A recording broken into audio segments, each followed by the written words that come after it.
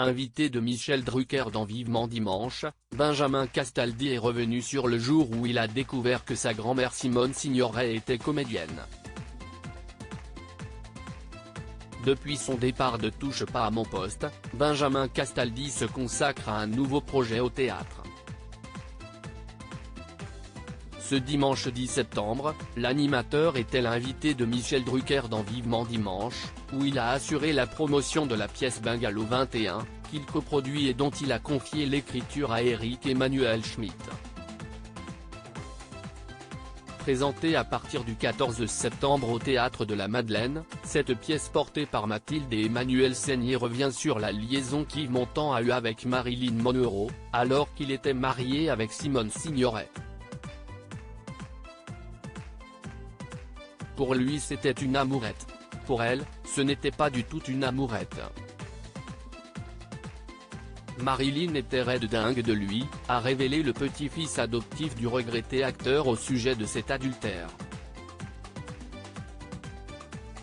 Benjamin Castaldi en panique devant un film de sa grand-mère Simone Signoret installé sur le fameux canapé rouge de Vivement Dimanche. Benjamin Castaldi s'est remémoré Simone Signoret qui, près de 40 après son décès, reste l'une des plus grandes actrices du cinéma français. L'ancien présentateur de Secret Story est notamment revenu sur le jour où il a découvert que sa célèbre grand-mère était actrice. Alors âgé de 5 ans, le jeune Benjamin a vu sa mamie se faire tirer dessus dans le film L'Armée des Ombres. C'est comme ça que j'ai découvert que ma grand-mère était comédienne, parce que je l'ai vue à la télévision et il y a cette scène où elle baisse la vitre et se fait descendre par Ventura. Moi, j'étais en panique, j'avais 5 ans et je me suis dit, on a tué ma grand-mère. Donc il a fallu appeler ma grand-mère pour qu'elle m'explique qu'elle était comédienne et que tout ça était du cinéma.